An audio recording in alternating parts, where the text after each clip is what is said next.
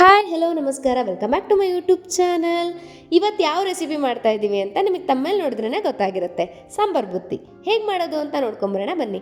ಕೊತ್ತಂಬರಿ ಕಾಳು, ಕುಶಣ್ಣಿ ಕಾಳು ಮತ್ತು ಜೀರಿಗೆ ಇದೆಲ್ಲದೂ ಕೂಡ 1 ಟೀ ಕಪ್ ಅಷ್ಟು ತೊಗೊಂಡು ಒಗ್ಗರಣೆ ಹಾಕೋಕ್ಕೆ 5-4 ಮೆಣಸಿನ್ಕಾಯಿ, 2-3 ಈರುಳ್ಳಿ, ಕರಿಬೇವು ಸೊಪ್ಪು, ಕೊತ್ತಂಬರಿ ಸೊಪ್ಪನ್ನ ತೆಗೆದಿಟ್ಕೊಳ್ಳಿ.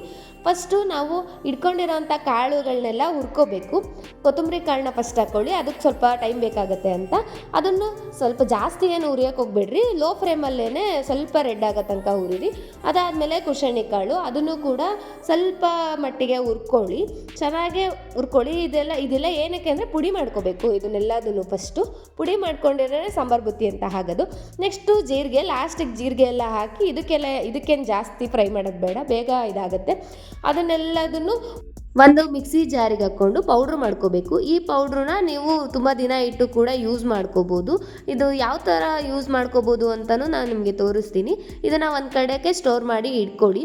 ನೆಕ್ಸ್ಟು ಇದೇನಂತ ಹೇಳಿದ್ರೆ ಹುಣಸೆ ಹುಳಿ, ಅದನ್ನು ನೆನಕ್ಬಿಟ್ಟು ಹುಳಿನ ತೆಗೆದುಬಿಟ್ಟು ಕುದಿಸ್ಬೇಕು. ಇದರಿಂದನೇ ಟೇಸ್ಟ್ ಆಗೋದು ಸಾಂಬಾರು ಬುತ್ತಿ, ತುಂಬ ಚೆನ್ನಾಗಾಗುತ್ತೆ. ಅದಕ್ಕೋಸ್ಕರ ಇದನ್ನು ಕುದಿಸಿಟ್ಕೊಳ್ಳಿ. ಈಗ ಲಾಸ್ಟ್ ಸ್ಟೆಪ್, ಒಗ್ಗರಣೆ ಮಾಡ್ಕೋಬೇಕು. 4 ಸ್ಪೂನ್ ಎಣ್ಣೆ. ಒಗ್ಗರಣೆ ಹೇಗೆ ಮಾಡ್ಕೋಬೇಕು ಅಂತ ನಿಮಗೆ ಆಲ್ರೆಡಿ ಗೊತ್ತಿರುತ್ತೆ. 1 ಟೇಬಲ್ ಸ್ಪೂನ್ ಸಾಸಿವೆ, 1 ಟೇಬಲ್ ಸ್ಪೂನ್ ಜೀರಿಗೆ, 2 ಸ್ಪೂನ್ ಕಡಲೆಬೇಳೆ ಆಪ್ಷನಲ್ಲು, ನಿಮಗೆ ಬೇಡ ಅಂದರೆ ಸ್ಕಿಪ್ ಮಾಡಿ. ನಮಗೆ ಕಡಲೆಬೇಳೆ ಎಲ್ಲ ಇದ್ದರೆ ತುಂಬ ಚೆನ್ನಾಗಿರುತ್ತೆ ಅಂತ ನಾವು ಹಾಕ್ಕೋತೀವಿ, ನಿಮಗೆ ಬೇಡದೇ ಇದ್ದರೆ ಬಿಟ್ಬಿಡಿ. ಅದಾದಮೇಲೆ ಹೆಚ್ಚಿಟ್ಟಿರೋ ಅಂಥ ಮೆಣಸಿನ್ಕಾಯಿ ಮತ್ತು ಕರಿಬೇವು ಸೊಪ್ಪು. ಮೆಣಸಿನ್ಕಾಯಿ ಕರಿಬೇವು ಸೊಪ್ಪು ಫಸ್ಟ್ ಯಾಕೆ ಹಾಕ್ತಾರೆ ಅಂದರೆ ಅದಕ್ಕೆ ತುಂಬ ಟೈಮ್ ಬೇಕಾಗುತ್ತೆ ಫ್ರೈ ಆಗೋಕ್ಕೆ, ಅದಕ್ಕೋಸ್ಕರ ಫಸ್ಟ್ ಹಾಕ್ಕೊಂಡು ಈರುಳ್ಳಿನ ಹೆಚ್ಚಿಟ್ಟಿರೋಂಥ ಈರುಳ್ಳಿನೂ ಕೂಡ ಹಾಕ್ಕೊಳ್ಳಿ. ನಾವು ಈ ಹುಳಿನ ಆಮೇಲೂ ಕೂಡ ಯೂಸ್ ಮಾಡ್ತೀವಿ, ಅದಕ್ಕೋಸ್ಕರ ಇಷ್ಟೊಂದು ಹುಳಿ ಮತ್ತು ಪೌಡ್ರನ್ನು ಕೂಡ ಮಾಡ್ಕೊಂಡಿರೋದು. ಏನಿಲ್ಲ ಅಂದರೂ ಈ ಹುಳಿನ 2 days or 3 days ಫ್ರಿಜ್ಜಲ್ಲಿಟ್ಟು ಯೂಸ್ ಮಾಡ್ಬೋದು. ಆ ಪುಡಿನೂ ಕೂಡ ಹೊರಗಡೆನೇ ಇಟ್ಟರು ಏನಾಗಲ್ಲ. ಇಷ್ಟು ಫ್ರೈ ಮಾಡ್ಕೊಂಡಾದ್ಮೇಲೆ ಉಪ್ಪು ಹಾಕ್ಕೊಳ್ಳಿ, 2 ಸ್ಪೂನ್ ಉಪ್ಪು ಹಾಕ್ಕೊಳ್ಳಿ. ಕಲಿಸ್ಬೇಕಾದ್ರೂ ನೀವು ಉಪ್ಪು ಹಾಕ್ಕೋಬೋದು. ಇಷ್ಟ ಆದಮೇಲೆ ಹುಳಿ ಇಷ್ಟ ಆಯಿತು. ನೆಕ್ಸ್ಟ್ ಲಾಸ್ಟ್ ಪ್ರೊಸೀಜರ್ ಏನಂತ ಹೇಳಿದ್ರೆ ಕಲಿಸ್ಕೋಬೇಕು. ಸಪ್ರೇಟಾಗಿ ಅನ್ನ ಮಾಡಿಟ್ಕೊಳ್ಳಿ. ಹುಳಿನ ಸ್ವಲ್ಪ ತೆಗೆದಿಟ್ಕೊಂಡಿದ್ದೀವಿ, ಎಷ್ಟು ಬೇಕೋ ಅಷ್ಟಕ್ಕೆ ಮಾತ್ರ ಕಲಿಸ್ಕೊಂಡಿರೋದು. ನಾವು 4 ಜನ ಇರೋದ್ರಿಂದ ಇಷ್ಟು ಕಲಿಸ್ಕೋತಾ ಇದ್ದೀವಿ. ಪುಡಿನೂ ಕೂಡ ಇಷ್ಟೊಂದು ಯಾಕೆ ಮಾಡ್ಕೊಂಡಿದ್ದೀವಿ ಅಂತ ಅನ್ಕೊಳಕ್ಕೆ ಹೋಗ್ಬೇಡ್ರಿ, ಹಿಡ್ಕೊಂಡು ಯೂಸ್ ಮಾಡ್ಬೋದಲ್ಲ ಅಂತ ಒಟ್ಟಿಗೆ ಮಾಡ್ಕೊಂಡ್ವಿ. ಇದು 1 ಸ್ಪೂನು ಪುಡಿ ಹಾಕ್ಕೊಳ್ಳಿ, ಮತ್ತು ಹುಳಿನೂ ಕೂಡ 1-2 ಸ್ಪೂನ್ ಹಾಕ್ಕೊಳ್ಳಿ, ನೋಡ್ಕೊಂಡು ಹಾಕ್ಕೊಳ್ಳಿ. ನಮ್ಮನೇಲಿ ನುಚ್ಚುಳಿ ತಿನ್ನೋದ್ರಿಂದ 2 ಸ್ಪೂನ್ ಹಾಕ್ಕೋತಿದ್ದಾರೆ ಅಮ್ಮ.